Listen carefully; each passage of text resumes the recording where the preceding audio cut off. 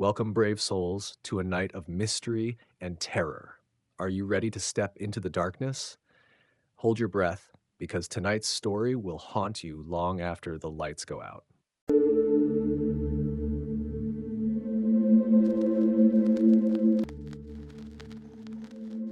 My son George has always had the strangest friends.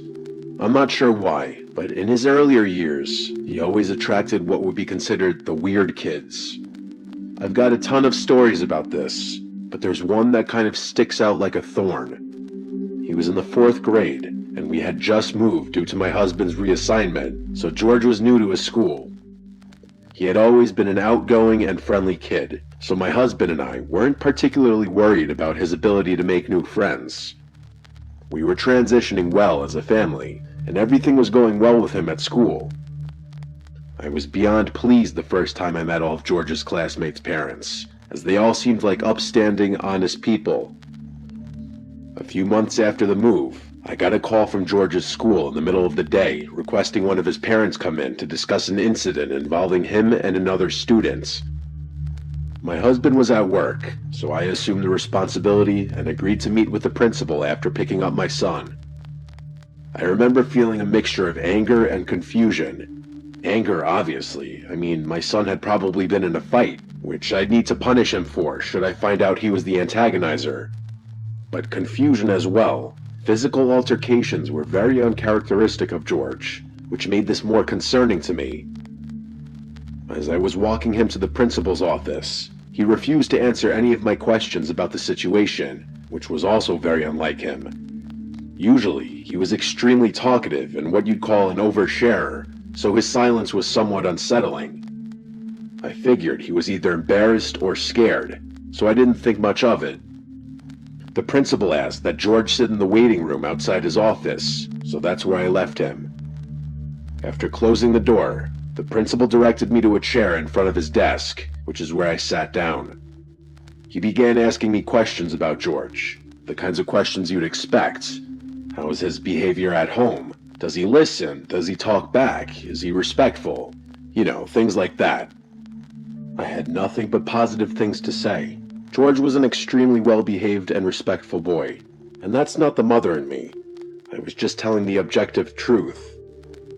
Eventually, the principal told me why I had been called in. Apparently, George had gotten into a brief altercation with a classmate after recess, a boy named Sebastian. I asked about the circumstances of the fight, and this is what I was told.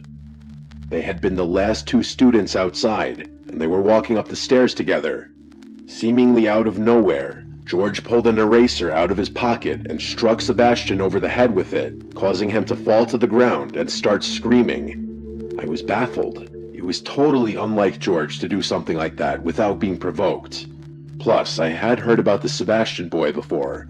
George spoke fondly of him, like they were close friends.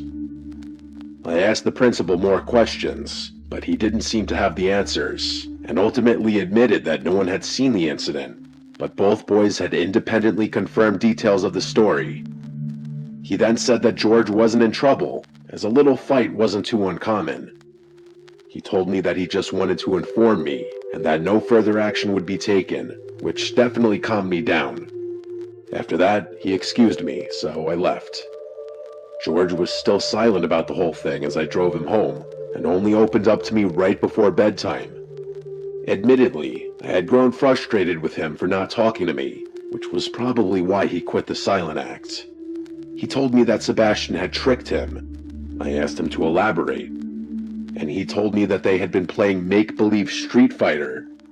As per Sebastian's instruction, George had pulled out an eraser for a KO move of some sort. Out of nowhere, Sebastian fell to the ground and pretended to be really hurt. He then whispered in George's ear that he'd seriously hurt him if George didn't pretend like he'd attacked him. So that's what George did, and all the teachers assumed it had been a real fight. Rightfully so, I was pretty pissed. My little boy had been taken advantage of and falsely accused. Instead of going to the school, I decided to handle things myself. That night, I went through the school's directory and found Sebastian's mother's phone number. She introduced herself as Maggie, I was kind of taken aback by how sweet and genuine she sounded on the phone. She told me she had heard about the incident, gotten the real story from Sebastian, and already reprimanded him. I thought it was kind of odd that Sebastian would have told the truth to his mother so soon, but I was happy I didn't have to do any convincing. She then went on to say that Sebastian had always had some minor behavioral problems growing up, and he'd sometimes think and act like another person entirely. I actually started to feel bad the more she told me. It seemed as if he wasn't fully in control of some of his actions. Maggie suggested that the boys schedule a sleepover to make up for the whole thing and become better friends, which I thought was a great idea. She offered to host, and I was appreciative of that. That weekend, I drove over to her house with George, who had returned to his bubbly, talkative self. Maggie invited me in, and the two of us got to know each other over some wine while the boys played in the basement. Like I said before, Maggie seems like a completely upstanding person, and I really enjoyed her company. I ended up staying for a few hours, and the time flew by. Eventually, I just had to ask about Sebastian's behavior, as it had been bugging me for a while. Her entire demeanor changed, and she lowered her voice a bit.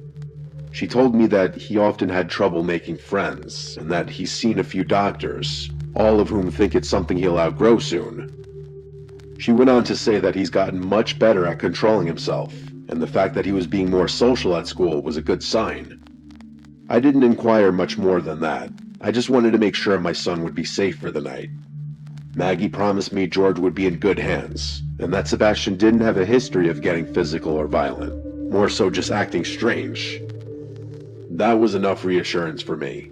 This woman was clearly genuine, and it actually felt kind of nice knowing that George would be helping Sebastian learn how to make friends. Eventually, it came time to leave, so I went downstairs to say goodbye to George. The two boys were laughing and playing Battleship. It looked like they were really getting along. I kissed my son goodbye and drove home. The next morning, I went to go pick him up. When I got to the house, he was waiting near the door with all his stuff and a smile on his face. I assumed the night went well. I said good morning to Maggie and packed George's stuff in the car. As we were driving away, though, he started bawling out of nowhere. I asked him what was wrong in a concerned voice, and what he told me was quite literally jaw-dropping. George said that everything was going well until it came time to go to sleep. The boys had set up their sleeping arrangements in the basement, 2 air mattresses side by side. Everything seemed normal when they went to bed, but at some point in the night, George woke up. He wasn't sure why at first. Then he heard something. Whispering. It was coming from the bathroom. The door was slightly open, and there was a strange flickering light inside, not like a regular bathroom light. As George described it, it seemed more like a candle light. He listened closer and realized it was Sebastian talking. But he wasn't just talking, he was having a full conversation. George thought maybe he was on the phone or something, but the more he listened, the weirder it got. Sebastian wasn't calling himself Sebastian, he was calling himself Mr. Jim. George felt frozen. It was like Sebastian thought he was someone else, and he wasn't talking to anyone, just the mirror. Then the candle went out. Everything was dark again. George squeezed his eyes shut, pretending to be asleep. A long time passed, and then he heard the bathroom door creak open. His stomach dropped when he heard whispering again, this time right above him. It went on for a while. George didn't understand the words. It didn't even sound like English. He just lay there, too scared to move. Eventually, Sebastian went back to bed like nothing happened. In the morning, he was totally normal again. George didn't dare ask him about it. When George told me what happened, I was horrified. My gut told me this wasn't just a case of childhood imagination. Something was wrong. I didn't know what to do, but I knew I had to tell someone. I called Maggie first. At first, she laughed it off, saying Sebastian has always been a creative kid, but as I pressed her, her voice faltered. Eventually, she admitted that his so-called behavioral problems were more serious than she let on. One psychiatrist had even suggested he was showing signs of multiple personality disorder. They had already moved twice before, she told me in a hushed tone, because Sebastian had been kicked out of school. I was stunned. Furious even. Why the hell hadn't she told me this before? Why would she put my son in danger like that? Then she did something unexpected. She begged me not to notify the school. I didn't know what to say. Part of me wanted to respect her wishes, but another part of me knew that something was very wrong. I blurted out, "Okay," and hung up the phone before she could respond. I told myself I'd make my decision by the end of the week, but I never got the chance. That Monday, Sebastian full-on attacked another student at recess. It was serious enough that the school sent out a statement to all the parents, though they kept the details vague. By the end of the day, I found out that he had been expelled. I tried calling Maggie, but her phone had seemingly been disconnected. The situation was incredibly unsettling. Just days ago we had spoken, and now, suddenly, she was unreachable. I didn't even know what I wanted to say to her, just that I wanted to say something. There were no other numbers or emails in the school directory, just that one number that was now disconnected. A few days later, the curiosity got too overwhelming, so I bit the bullet and drove to her house. When I arrived, it was completely vacated. No moving trucks, no sign of a rushed departure, just gone. It didn't make sense. How could they have left so quickly? I tried looking them up, searching for any trace of them online. I found nothing. No forwarding address, no mention of them anywhere. It was like they had never existed at all. That was a long time ago, and George wasn't too badly affected by it. In all honesty, I think he's mostly forgotten about it. I haven't, though. I often think about what could have happened to my son that night in that basement, or what kind of things that kid Sebastian has been doing since.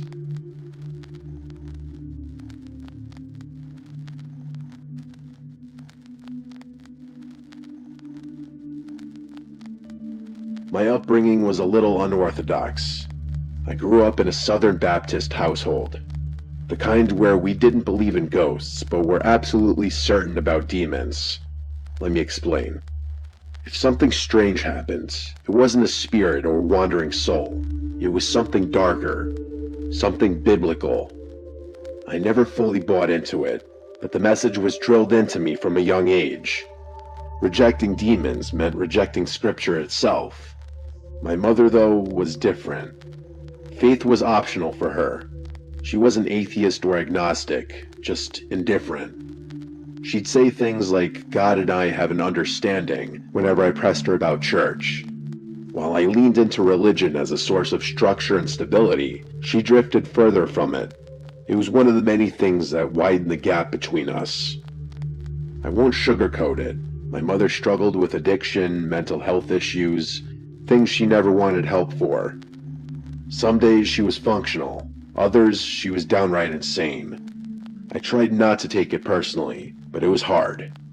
Looking back, she definitely had schizophrenia or some kind of adjacent condition. But before you say anything about my family being neglectful of her mental health, it was a different time back then. One afternoon, I had a nightmare so vivid that I still remember every detail to this day. In the dream, I was lying in bed when my mother stormed into my room, screaming in a fit of rage. She grabbed me by the wrist and started shaking me violently. I woke up in a pool of sweat, my body still rigid with fear. But before I could shake off the dream, it happened again. Except this time, I wasn't asleep. The door barged open, and there she was, just as she had been in my nightmare. Same expression, same unhinged anger, same words. It was like the dream had been some kind of prophecy. I barely managed to push her off and yell for her to stop, and then it was over. She left as suddenly as she had entered, and when I confronted her the next morning, she had no memory of it. She seemed confused, even a little hurt that I was so shaken. I told myself it was a coincidence, some bizarre overlap between my subconscious and her moods, but part of me wondered if it was something worse. A few weeks later, I heard her screaming from the backyard. It was a strange sound, not a panicked scream or even a distressed one. The scream sounded more excited. I don't even know if that makes sense, but that's the best way I can describe it. I rushed outside and froze at what I saw. My mother was standing in the yard, grinning, holding a massive 7-foot-long snake in her bare hands. That was terrifying enough on its own, but there's something you don't know which made it even worse. My mother had a lifelong phobia of snakes. She couldn't even look at them on TV without recoiling. But there she was, gripping one like it was a toy. She said, "Come here," and motioned for me to grab the snake. I took a step back, shaking my head. I literally said, "Mom, what the hell?" But the look in her eye told me she couldn't even understand the words I was saying. She just smiled wider and tilted her head like she was trying to scare me. I couldn't deal with it. I turned and ran back inside, slamming the door behind me. My heart was pounding. I peeked out the window and saw her still standing there, holding the snake like an offering. Eventually, she let it slither onto the ground and walked back inside as if nothing had happened.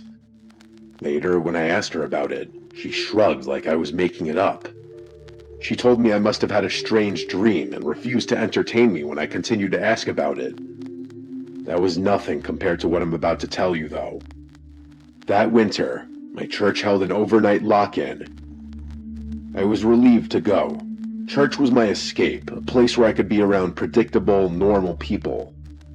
My mother dropped me off completely sober and even kissed my forehead before driving away. At around 4:30 a.m., just as we were settling into sleep, a loud knocking echoed through the chapel. We all sat up, glancing at each other. The knocking moved, traveling around the building in an impossible way at times. It sounded like it was coming from multiple directions at once. It wasn't wind, it wasn't an animal.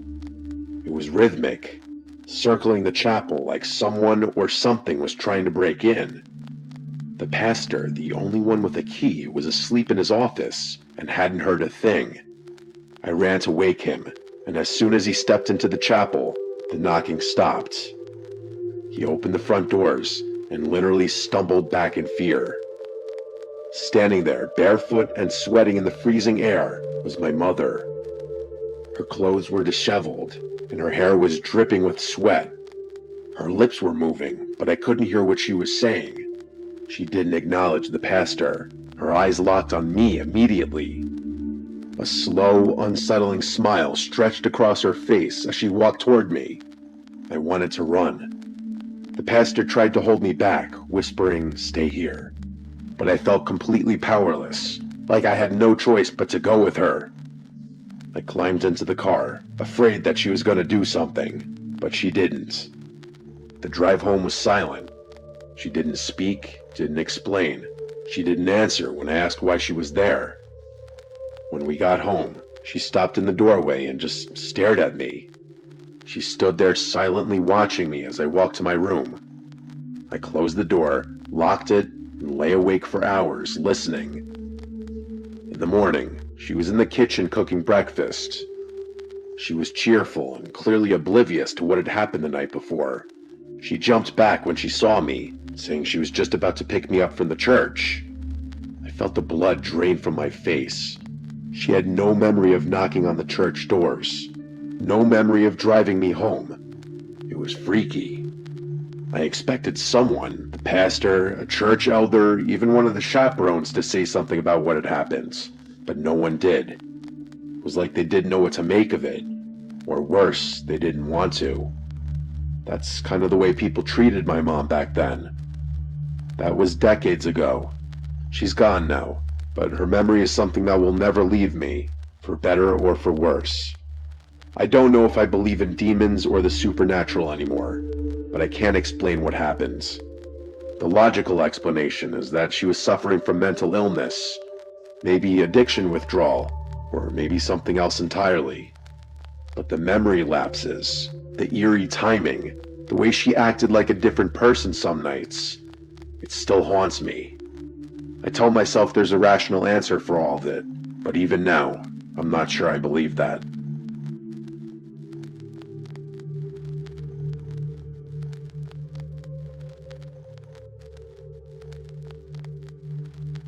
My eldest son started sleepwalking when he was about 8 or 9. I had heard of kids going through phases like that, so I wasn't too concerned at first. It was just one of those things.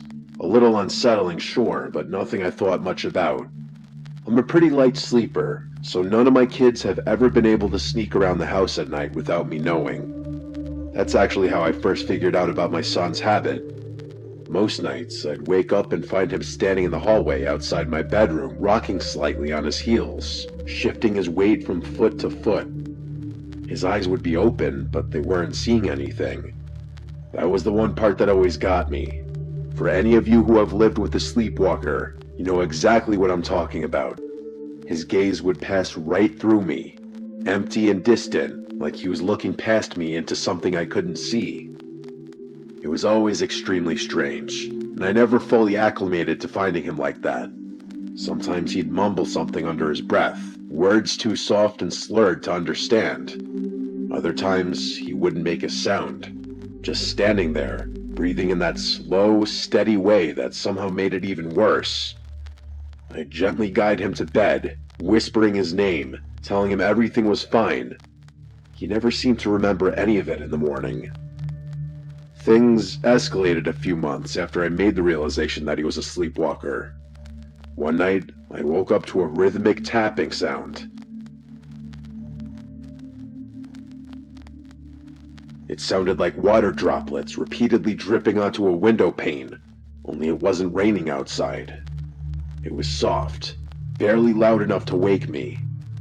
At first, I thought it was part of a dream, some far-off noise that my half-asleep brain had misinterpreted. But as I lay there, the sound continued, steady and deliberate. It wasn't sporadic like rainfall would be. It occurred at regular intervals, and always at the same volume.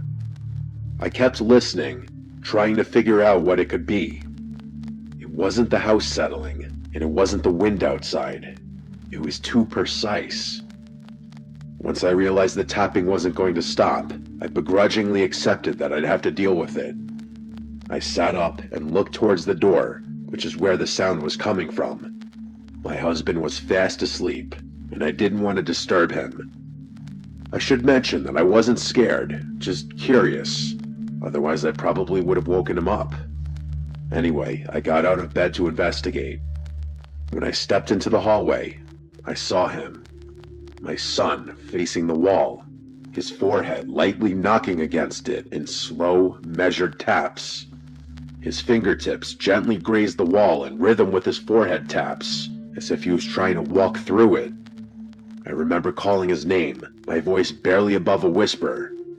He didn't react, just kept pressing his head forward, knocking it in that eerie rhythmic way, like he was testing something, like he was trying to push through. I stepped closer, but right before I was about to intervene, I hesitated. Something about the way he was moving genuinely sent a chill right through me. I gently reached out and placed my hand on his shoulder, shaking him just enough to pull him out of whatever trance he was in. He blinked, took a step back, and then, as if nothing had happened, let me lead him back to bed. He never mentioned it in the morning. It happened a few more times, but it was pretty infrequent if I'm being honest. I figured it was just another strange habit of sleepwalkers. Maybe some kind of subconscious response to the wall being there. Some internal sense of space that his dreaming mind hadn't accounted for. And eventually, he outgrew it. The sleepwalking stopped, and the strange, vacant staring in the hallway became a weird little memory that I mostly forgot about. That is, until my younger son started doing the same thing years later. The sleepwalking, I mean. At first, I brushed it off. Kids go through phases. Some behaviors repeat themselves. It was just so uncanny that both of them started sleepwalking around the same age. Again, though, nothing too unusual. Genetics are a fascinating thing. But eventually, I started noticing the little details. The things that gave me a growing sense of concern. It wasn't just that he sleepwalked, it was how he sleepwalked. He stood in the hallway, shifting from foot to foot, his eyes open but unfocused. He moved the same way as my older son had, with that slow, eerie rhythm, like his movements weren't completely random. It was unsettling. It felt like I was living the memory of watching my older son do the same thing years earlier. But it got worse than that. One night, I woke up to that tapping noise again. I already knew what I'd see before I stepped into the hallway, and I was right. There he was, forehead pressed to the exact same spot, knocking against the wall like he was trying to step into something that wasn't there. It was the exact same behavior my older son had exhibited all those years ago, from the forehead taps all the way down to the way his fingers brushed against the wall. I called his name. Nothing. I touched his shoulder. Nothing. He just kept knocking, his small body swaying slightly, lost in some deep, unreachable place. And that's when it hit me. He had never seen his older brother sleepwalk. At least not that I know of. His brother hadn't done this in years. There was no reason for him to exhibit the same exact behavior. Not just the wandering, but the standing, the tapping, the eerie, misplaced urgency of it. I don't know why, but that thought made me feel sick. After some badgering, I eventually snapped him out of his trance. I guided him back to bed and tucked him in like I had done so many times before, trying to tell myself that it was just one of those things. And then, just like his brother, he outgrew it. Just like that, no more sleepwalking, no more tapping. He had no recollection of it either. For years, I didn't think about it. In all honesty, I had forgotten about the whole thing, but there's a reason I'm writing this now. My sons are away at college now, and the house is a lot quieter than what I'm used to. Because of that, my husband and I have to find new things to occupy some of that downtime with. A few weeks ago, we decided to renovate the house. The house is pretty old, and we've lived in it long enough that we've decided to change things up. New floors, new paint, some fresh updates to make the place feel new again. It was all minor work, nothing too intensive. We were stripping the old wallpaper when we noticed something underneath. At first, I thought it was just some old backing or maybe a weird stain, but as we peeled more away, my breath caught. It was an old, antique-style mirror, a mirror that had been covered for some reason. My first thought was, why the hell would someone cover a mirror instead of removing it?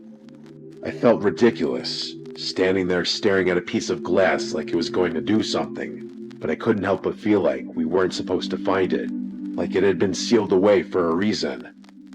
And that's when I realized the mirror was positioned in the exact spot on the wall that my sons had been bumping into all those years ago.